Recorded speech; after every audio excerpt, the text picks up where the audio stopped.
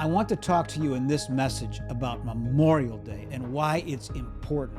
And why it's important that you're just listening and watching right now. And I hope this message is going to mean something to you by the time that we are finished about this sacred, honored day. You know, it's been the custom in our country after a great war for our nation to honor its dead with a day of remembrance. On the main streets of the towns and cities of this country, we can find memorials dedicated to the men and women who gave their lives serving our country. We can read their names. We can find out where and when they died.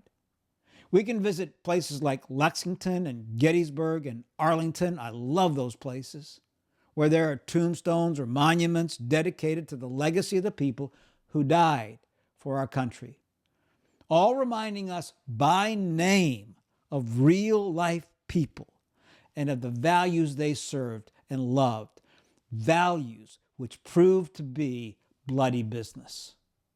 And all of these places serve to remind us of those who have gone before. And when we think of them, they serve as an example, as an inspiration. They bring us into contact with our past, with our heritage, with who we are as a people. They remind us of the great cost that people have paid and are still paying for the great values and the great culture and great nation that we enjoy today. But somehow I wonder, is there a sense that we just forget over time, that we're losing track, that it isn't as important, that it doesn't mean as much as it once did? It's been said, a nation which does not remember what it was yesterday does not know what it is today. I mean, are we trying to do a futile thing if we don't know where we've come from or where we've been or what we're about? Is that just becoming futility if we lose a sense of the past, if we just forget? You know, when I was a young child, it was the tradition in our family each Memorial Day to pack into the family car and head off to Allegheny Cemetery in Pittsburgh to visit the grave of one of my relatives who fought in all of the major engagements of the Civil War. When we got there, all the grass around the white gravestones of the veterans who had given their lives had been freshly cut. Flags had been placed in front of each grave, and we would place flowers on the ground. We'd hear great speeches of the great battles and the great soldiers and the great values that they died for. But my favorite part was the parade before the gathering and the speeches. There'd be marching bands and flags, and all of the soldiers who were still living from all of the wars would march together through the cemetery. Thousands of people would line the road and eagerly await the parade. We could hear the men and the soldiers and the bands approaching off in the distance. So 25 years later, I decided to take my own family to see the parade. All week long, I told my kids about all of the people and the soldiers and the parade and how the crowd would cheer in the distance as the parade got near and how we'd have to go early to get a parking place near the cemetery. So we got out our flags and our flowers and we headed off. But when we got there, I noticed the cemetery was almost empty. There were only a handful of people gathered around some unkept graves. And I wondered, did I get this day wrong? Is it time wrong? Is something wrong here? Then I realized that instead of having to fight our way to the front of the crowd to see the parade, we could just sit on an empty curb and wait. And we did. We waited. And then off in the distance, we heard the drum, just one drum. No bugles, no horns, just one drum approaching. And then we saw 10 to 15 tired, weather-beaten old veterans who had outgrown their uniforms marching out of step, heading our way. The flag was dragging on the ground as one old veteran was struggling to lift it.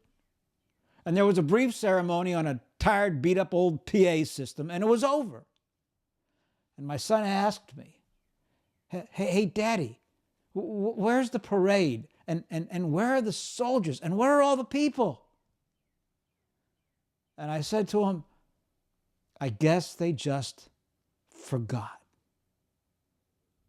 They forgot. Well, I know one person who won't forget.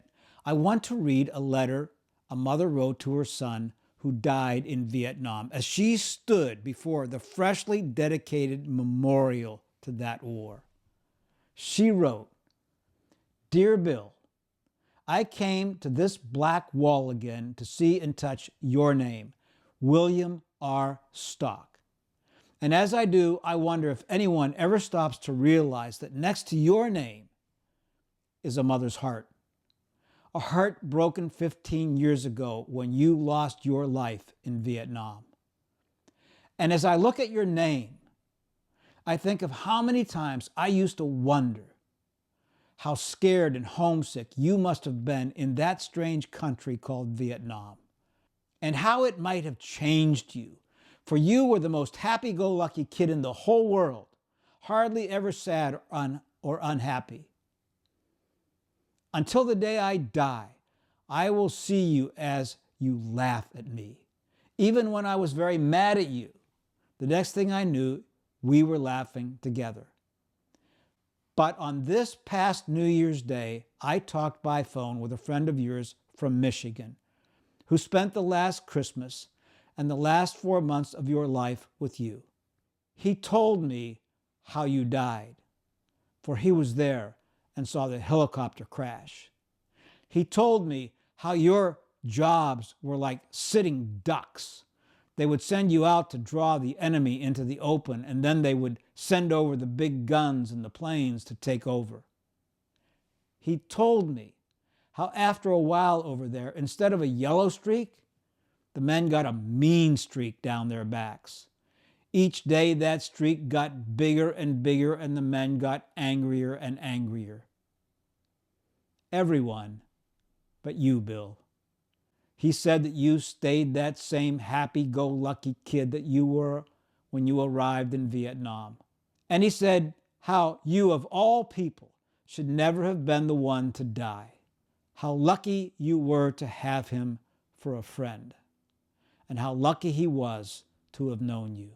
They tell me the letters I write and leave to you at this memorial are waking others up to the fact that there is so much pain left from the Vietnam War. But this I know, I would rather to have known you for 21 years and all the pain that I have had that goes with losing you than to have never had you at all. You know, there were 58,132 Americans killed in Vietnam, and all of them had a mom. Life's pretty short, and the stakes are pretty high, especially when you give your life for a country you love and when you have a mother at home that's waiting for you to return. Don't forget. I mean, it's hard to remember sometimes, isn't it, when things are going well, when our lives just get filled with noisy distractions, when our biggest worries are the mortgage payment or vacation plans. I mean, it's hard to remember. That's why we set aside a special day to remember the people, who they were, where they came from, their lives, the places that hold special honor, that are hallowed ground, their values, what they died for, why they were willing to lay down their lives to pay the ultimate sacrifice. And, by the way, you might be interested to know from a spiritual perspective that Christianity has its own list of fallen heroes, its own spiritual heritage. And in that spiritual cemetery, we find people like Abraham and Moses and Gideon and Samson and Joshua, Rahab, David, Samuel. They were tortured, mocked, imprisoned, killed with the sword. They gave their lives for their beliefs. And if they could speak to us today, they'd tell us what they valued and what they were willing to give their lives for. And there's still an empty tomb for one of those soldiers.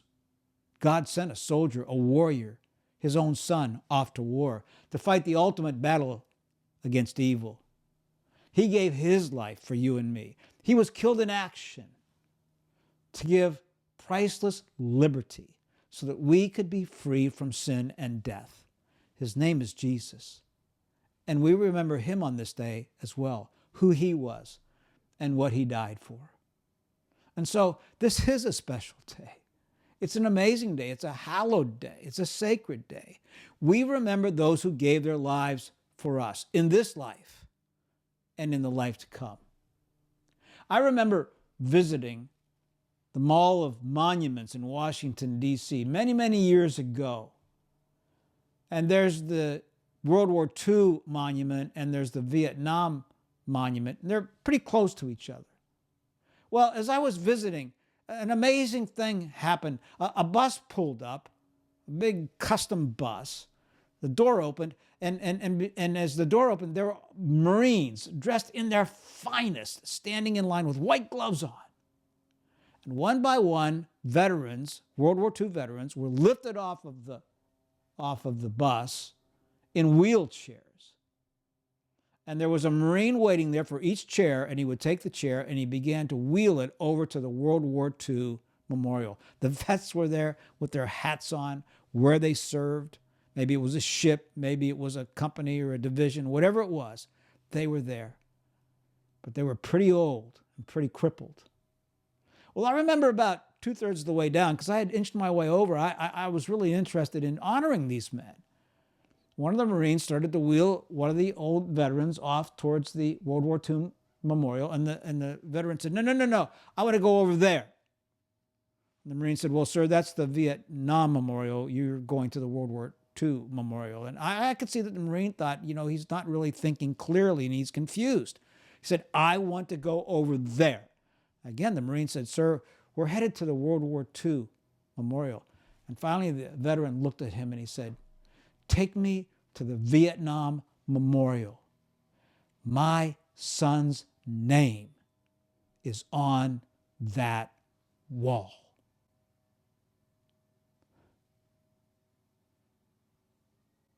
Sacrificial love. A veteran who survived a war had given his son birth and life in this world, and he didn't survive a war. And that man will never forget. And that's what we remember this weekend. Those who have given the ultimate sacrifice for us. It's a sacrificial love. This is Memorial Day. It's a sacred day, a special day, a unique day, a hallowed day, a holy day. So we take this time to honor and remember and give thanks, because it's so easy to forget.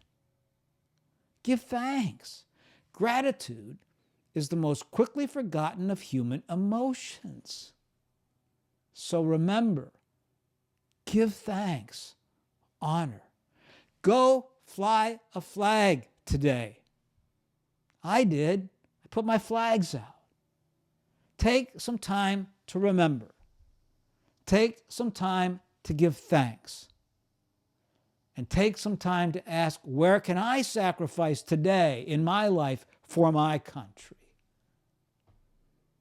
I pray we never forget the sacrifices made for you and me in this life and in the life to come. Amen.